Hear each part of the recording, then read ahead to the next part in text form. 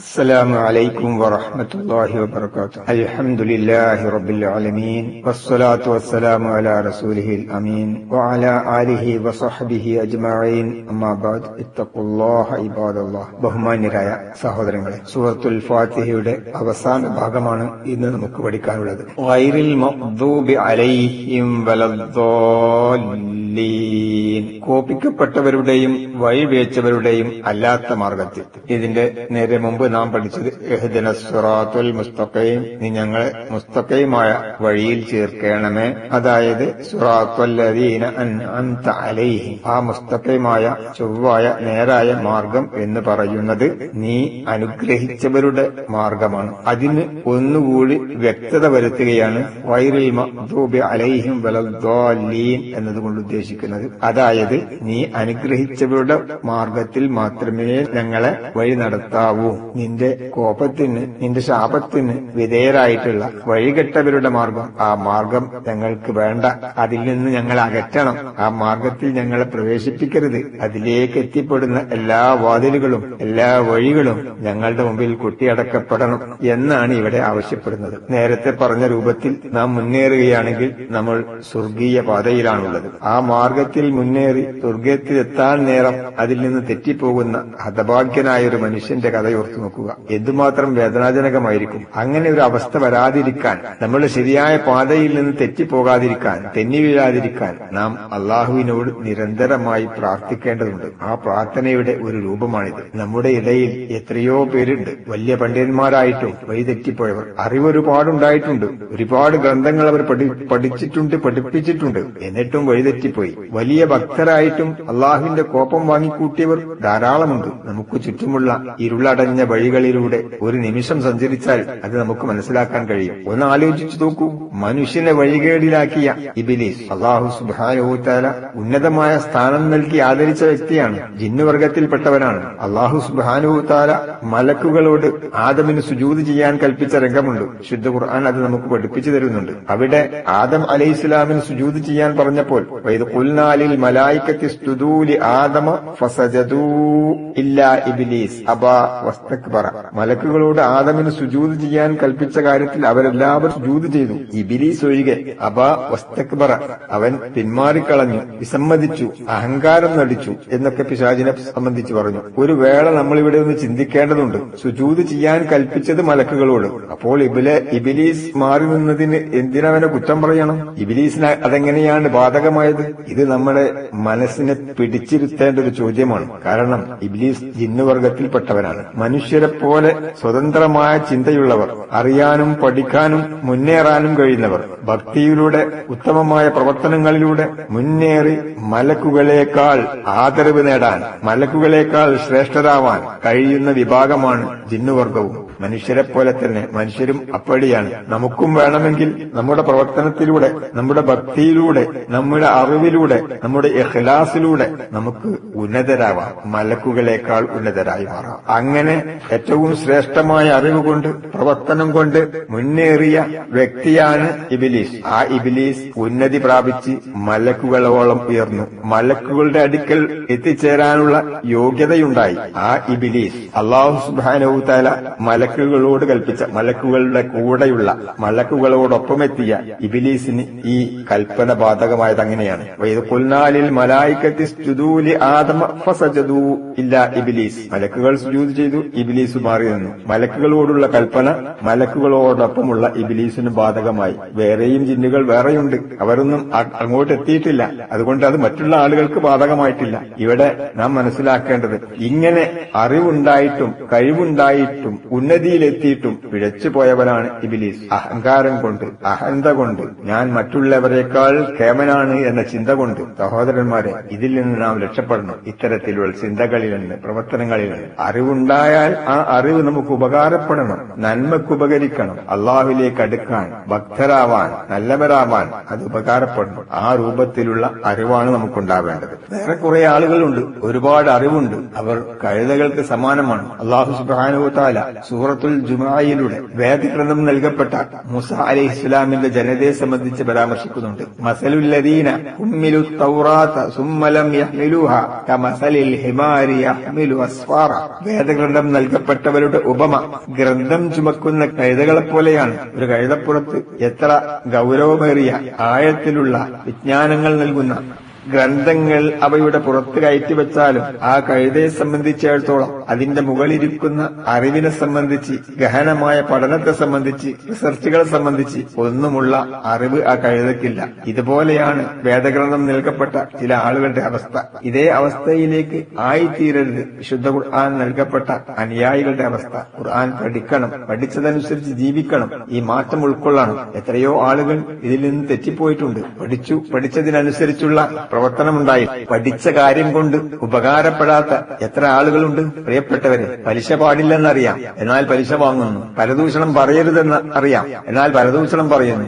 വിചാരത്തിലേക്ക് അടുക്കരുതെന്നറിയാം, അതുമായിട്ടുള്ള പ്രവർത്തനങ്ങളിൽ ഏർപ്പെടുന്നു. സ്വർഗമുണ്ടെന്നും നരകമുണ്ടെന്നും അറിയാം, സ്വർഗത്തിലേക്ക് അടുപ്പിക്കുന്ന കാര്യങ്ങളിൽ നിന്ന് അകന്നു പോകുന്നു. നരകത്തിലേക്ക് അടുക്കുന്ന കാര്യങ്ങൾ ചെയ്തുകൊണ്ടിരിക്കുന്നു. ഇതൊക്കെ അറിവ് ലഭിച്ചിട്ടുള്ള ആളുകളിൽ കാണുവാൻ സാധിക്കും. ഇവിടെ ഇത്തരം ആളുകളിലൊന്നും പെട്ടുപോകരുതേ എന്നാണ് നാം പ്രാർത്ഥിക്കുന്നത്. അള്ളാഹുവിന്റെ കോപം, ഓളബ്, അത് കാര്യം മനസ്സിലാക്കിയിട്ടും സത്യം മനസ്സിലാക്കിയിട്ടും വേദഗ്രന്ഥങ്ങൾ ലഭിച്ചിട്ടും അതിലുള്ളത് അറിഞ്ഞിട്ടും അത് പ്രവർത്തിക്കാത്ത ആളുകൾക്ക് നേരെ ഉണ്ടാകുന്നതാണ്. അവരോടാണ് അള്ളാഹു സുബ്ഹാനഹു വ തആല കോപിക്കുന്നത്. യഹൂദികളെയും ക്രിസ്ത്യാനികളെയും അള്ളാഹു ആ രൂപത്തിലാണ് പെടുത്തിയിട്ടുള്ളത്. അതുപോലെ തന്നെ അന്ധമായ സ്നേഹത്തിന്റെ വഴി, ളാലീൻ, വഴിപിഴച്ചവർ എന്ന് പറഞ്ഞു. നമ്മൾ ചിന്തിക്കണം, ളാലീൻ എന്ന് പറഞ്ഞാൽ വഴിപിഴച്ചവരാണ്. ഇവർക്ക് അള്ളാഹുവിനെ ഇഷ്ടമാണ്, പരലോകമുണ്ടെന്നറിയാം, സ്വർഗമുണ്ടെന്നറിയാം, നരകമുണ്ടെന്നറിയാം, പക്ഷെ അവർക്ക് അറിവില്ല, ജഹിലാണുള്ളത്. അവർ അള്ളാഹുവിനോടുള്ള സ്നേഹം മൂത്ത് വിശ്വാസത്തിൽ മായം ചേർത്തവരാണ്. പ്രവാചകന്മാരോടുള്ള സ്നേഹം മൂലം അവരെ തന്നെ ആരാധിക്കുന്നതിലേക്ക് അവരുടെ പ്രതിമകൾ ഉണ്ടാക്കുക, അവരുടെ കബറിടം കെട്ടിപ്പൊക്കുക, അവരെ ആരാധിക്കുക, ആ അവസ്ഥയിലേക്ക് മാറിയവരാണ്. അതുകൊണ്ടാണ് അവരെ ളാലീൻ, വഴിപിഴച്ചവർ എന്ന് പറഞ്ഞത്. അവരുടെ കബറിടങ്ങൾ ആരാധനാലയങ്ങളാക്കി മാറ്റിയവർ. അള്ളാഹുവിന് നൽകേണ്ട സ്ഥാനം അള്ളാഹുവിന്റെ അടിമയായ മനുഷ്യർക്ക് അവർ നൽകി. ഇന്ന് നമ്മുടെ ഇടയിലും ആ വഴിപിഴച്ച സ്വഭാവങ്ങൾ കടന്നുകൂടുന്നു എന്നുള്ളത് എത്ര ഗൗരവത്തോടുകൂടി നാം കാണണം. ഫാത്തിഹ സൂറത്ത് പഠിക്കുന്ന ഇഹ്ദിനസ് സിറാത്തുൽ മുസ്തഖീം സിറാത്തുൽ ലദീന അൻഅംത അലൈഹിം ഗൈറിൽ മഗ്ദൂബി അലൈഹിം വലദ്ദാല്ലീൻ എന്നോതുന്ന, ഇത് പാരായണം ചെയ്യുന്ന, അതിന് ആമീൻ പറയുന്ന ഒരു വിശ്വാസിയിൽ ഒരിക്കലും ഉണ്ടായിക്കൂടാത്തതാണിത്. സ്നേഹത്തിന്റെ പേരിൽ ഖുർആനിലും സുന്നത്തിലും ഇല്ലാത്ത കാര്യങ്ങൾ നാം ആഘോഷമാക്കിക്കൂടാ. പ്രവാചകൻ പഠിപ്പിക്കാത്തത് നമ്മുടെ ജീവിതത്തിലേക്ക് കടന്നു വന്നുകൂടാ. പ്രവാചകൻ സ്വല്ലല്ലാഹു അലൈഹി വസല്ലമയുടെ ജീവിതം അനുകരിക്കാനാണ് നാം പഠിക്കേണ്ടത്. അതല്ലാത്ത ഒരാളുടെയും ജീവിതത്തിൽ നമുക്ക് അനുകരണം പാടില്ല. നന്മ ചെയ്താലൊഴികെ നല്ലത് പ്രമാണത്തിന്റെയും ഖുർആനിന്റെയും ഹദീസിന്റെയും അടിസ്ഥാനത്തിൽ അവർ പ്രവർത്തിക്കുന്നുവെങ്കിൽ അത് നമുക്ക് പിൻപറ്റാം. അല്ലാത്ത കാര്യത്തിൽ അവരെ പിൻപറ്റിക്കൂടാ. അറിവില്ലാത്ത ഭക്തി വെറുമൊരു വെളിച്ചമില്ലാത്ത പാതയാണ് എന്ന് നമ്മൾ തിരിച്ചറിയണം. അത് നമ്മെ എവിടെയാണ് എത്തിക്കുന്നത് എന്നുള്ളതിനെ സംബന്ധിച്ച് നമ്മൾ നന്നായി ചിന്തിക്കേണ്ടതുണ്ട്. റസൂലുള്ളാഹി സ്വല്ലല്ലാഹു അലൈഹി വസല്ലമ നമുക്ക് ഈ രണ്ട് വിഭാഗത്തെ സംബന്ധിച്ച്, അഥവാ അള്ളാഹുവിന്റെ കോപം ലഭിച്ചവർ, വഴിവെച്ചു പോയവർ, ഈ രണ്ട് വിഭാഗം യഹൂദികളും ക്രിസ്ത്യാനികളുമായിട്ടുള്ള ആളുകൾ, അവരെ സംബന്ധിച്ച് മുന്നറിയിപ്പ് നൽകിയിട്ടുണ്ട്. റസൂലുള്ളാഹി സ്വല്ലല്ലാഹു അലൈഹി വസല്ലമ നൽകിയ ആ മുന്നറിയിപ്പ്, നിങ്ങൾ മുമ്പുള്ളവരെ ചാണിന് ചാണായി മുഴത്തിന് മുഴമായി പിൻപറ്റുക തന്നെ ചെയ്യും. അവർ ഒരു ഉടുമ്പിന്റെ മാളത്തിൽ കയറിയാൽ നിങ്ങളും അതിൽ കയറും എന്ന് റസൂലുള്ളാഹി സ്വല്ലല്ലാഹു അലൈഹി വസല്ലം പറഞ്ഞിട്ടുണ്ട്. സഹോദരങ്ങളെ, ഇതേ അവസ്ഥയിലേക്ക് വിശുദ്ധ ഖുർആൻ ഓതിക്കൊണ്ടിരിക്കുന്ന, ഫാത്തിഹ ഓതിക്കൊണ്ടിരിക്കുന്ന,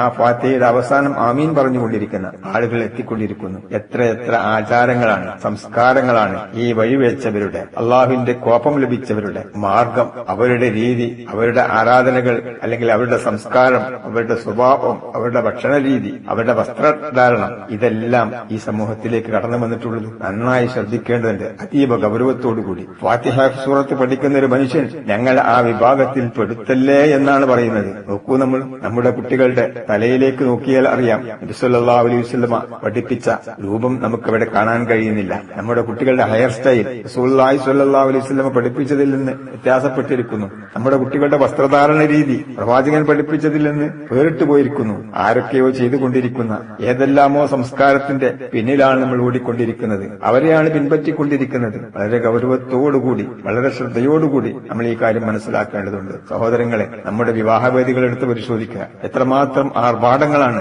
അനാചാരങ്ങളാണ്, അനാവശ്യങ്ങളാണ് ഇവിടെ നടന്നുകൊണ്ടിരിക്കുന്നത്. ഇതൊന്നും നമ്മുടെ സംസ്കാരമല്ല. നമ്മുടെ സംസ്കാരം അത് ഇഹ്ദിനസ് സിറാത്തുൽ മുസ്തഖീം എന്ന് പറയുന്നതിലൂടെ നമ്മൾ ചോദിക്കുന്നുണ്ട്. ആ നേരായ മാർഗം, ആ ശരിയായ പാത, അത് പ്രവാചകന്മാരുടെ പാതയാണ്, അത് സിദ്ദീഖീങ്ങളുടെ പാതയാണ്, അത് ശുഹദാക്കളുടെ പാതയാണ്, സ്വാലിഹീങ്ങളുടെ പാതയാണ്. ആ മാർഗത്തിലേ നമുക്ക് പോയിക്കൂടൂ. മറ്റൊരു മാർഗം സ്വീകരിച്ചുകൂടാ. മറ്റു മാർഗം സ്വീകരിച്ചവർ ഈ രൂപത്തിൽ വഴിപിഴച്ചവരാണ്, അള്ളാഹുവിന്റെ കോപത്തിന് അർഹരായി തീർന്നിട്ടുള്ള ആളുകളാണ്. അതുകൊണ്ട് ഈ മാർഗത്തിൽ നിന്ന് പിന്തിരിഞ്ഞേ പറ്റൂ. അതുകൊണ്ട് ആ മാർഗം എന്താണ്, വഴിപിഴച്ച മാർഗം ഏതാണ് എന്ന് തിരിച്ചറിയണം. നേരെ ചൊവ്വായ മാർഗം റസൂലുള്ളാഹി സ്വല്ലല്ലാഹു അലൈഹി വസല്ലം പറഞ്ഞില്ലേ, ഇതാണ് എന്റെ മാർഗം, ഇന്ന ഹാദാ സിറാത്തീ മുസ്തഖീമ, ഇതാണ് എന്റെ ചൊവ്വായ പാത എന്ന് അല്ലാഹു സുബ്ഹാനഹു വ തആല വിശദീകരിച്ച ആ ചൊവ്വായ പാതയിൽ മാത്രം നിലകൊള്ളണം. അതാണ് നമ്മുടെ മാർഗം. ആ മാർഗമാണ് സ്വീകരിക്കേണ്ടത്. മറ്റൊരു മാർഗം നമുക്കുണ്ടായിക്കൂടാ. റസൂലുള്ളാഹി സ്വല്ലല്ലാഹു അലൈഹി വസല്ലം പറഞ്ഞ ഒരു ഉടുമ്പിന്റെ മാളത്തിൽ അവർ കയറിയാൽ നിങ്ങളും അതിൽ കയറും എന്ന് പറയുന്നത് എത്രമാത്രം വാസ്തവമായിരിക്കുന്നു.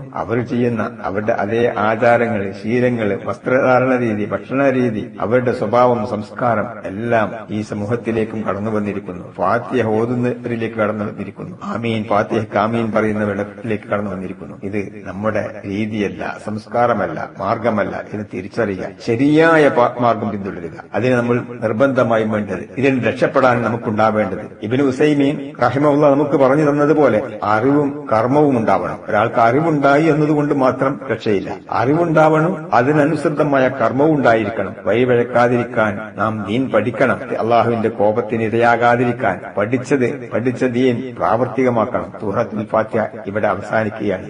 നാം പഠിച്ചത് നമ്മുടെ മനസ്സിൽ എന്നും ഉണ്ടായിരിക്കണം. നമ്മൾ ആലോചിച്ചു നോക്കുക, ഇതിന്റെ അവസാനത്തിൽ നാം ആമീൻ എന്ന് പറയുന്നു. അള്ളാഹുവെ, ഞാൻ വഴിതെറ്റി പോകുന്നവനായി പോകല്ലേ, അറിവുണ്ടായിട്ടും അത് മാറ്റിവെക്കുന്ന കഴുതയെപ്പോലെ എന്നെ ആക്കല്ലേ, ആരെയും അന്ധമായി അനുകരിച്ച് നിന്റെ കോപം വാങ്ങാൻ എന്നെ വിട്ടുകൊടുക്കല്ലേ. റസൂലുള്ളാഹി സ്വല്ലല്ലാഹു അലൈഹി വസല്ലം, അതാണ് ഇതിന്റെ താല്പര്യം. നമ്മൾ ആമീൻ എന്ന് പറയുന്നതിന്റെ താല്പര്യം അതാണ്. റസൂലുള്ളാഹി സ്വല്ലല്ലാഹു അലൈഹി വസല്ലം മറ്റൊരു കാര്യം കൂടി പറഞ്ഞു. ഫാത്തിഹ ഓതി അതിന് ആമീൻ പറയുന്ന സന്ദർഭത്തിൽ ഇമാം ആമീൻ പറഞ്ഞാൽ അതിന് മഅ്മൂമീങ്ങൾ ആമീൻ പറയണം. രണ്ടും ഒന്നിച്ച് ആമീൻ പറഞ്ഞു കഴിഞ്ഞാൽ മലക്കുകൾ അവർക്ക് വേണ്ടി പ്രാർത്ഥിക്കും. മലക്കുകളുടെ ആമീനുമായി നിങ്ങളുടെ ആമീൻ ഒന്നു ചേർന്നാൽ നിങ്ങളുടെ ആയുസ്സിലെ പാപങ്ങൾ പൊറുക്കപ്പെടുമെന്ന് റസൂലുള്ളാഹി സ്വല്ലല്ലാഹു അലൈഹി വസല്ലം നമുക്ക് ഉറപ്പ് നൽകിയിട്ടുണ്ട്. അതുകൊണ്ട് ആത്മാർത്ഥമായി ആമീൻ പറയുക. നമ്മൾ ചിന്തിച്ചു നോക്കുക, നമ്മൾ എത്ര പ്രാവശ്യം ഫാത്തിഹ കേട്ടു? ജീവിതത്തിൽ ഒരുപാട് പ്രാവശ്യം നാം നമസ്കരിച്ചു. എപ്പോഴെങ്കിലും ആമീൻ പറയുന്ന സമയത്ത് നമ്മുടെ കണ്ണുകൾ ഈറനണിഞ്ഞിട്ടുണ്ടോ? ഒരു തുള്ളി കണ്ണുനീർ ഫാത്തിഹയ്ക്ക് ആമീൻ പറയുന്ന സമയത്ത് നമ്മുടെ കണ്ണിൽ നിന്ന് ഉതിർന്നു വീണിട്ടുണ്ടോ? ഇല്ല എന്നാണ് അതിന് ഉത്തരമെങ്കിൽ നമ്മൾ മനസ്സിലാക്കുക,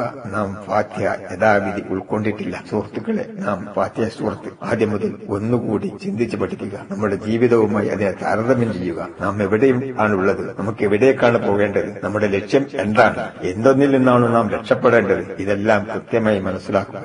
ആ അർത്ഥത്തിൽ ഫാത്തിഹയെ ഉൾക്കൊണ്ട് ജീവിതത്തിൽ പ്രാവർത്തികമാക്കുന്ന യഥാർത്ഥ വിശ്വാസികളുടെ കൂട്ടത്തിൽ അള്ളാഹു നമ്മളെ എല്ലാവരെയും ഉൾപ്പെടുത്തി അനുഗ്രഹിക്കുമാറാവട്ടെ. അള്ളാഹു സുബ്ഹാനഹു വ തആല ഈ വിശുദ്ധ ഖുർആൻ പഠിച്ച് ആ പഠിച്ച കാര്യങ്ങൾക്കനുസരിച്ച് പ്രാവർത്തികമാക്കി ജീവിക്കുന്നവരുടെ കൂട്ടത്തിൽ ഉൾപ്പെടുത്തി അനുഗ്രഹിക്കുമാറാവട്ടെ. റബ്ബനാ തഖബ്ബൽ മിന്നാ ഇന്നക അൻതസ് സമീഉദ് ദുആ വതുബ് അലൈനാ ഇന്നക അൻതത് തവ്വാബുർ റഹീം.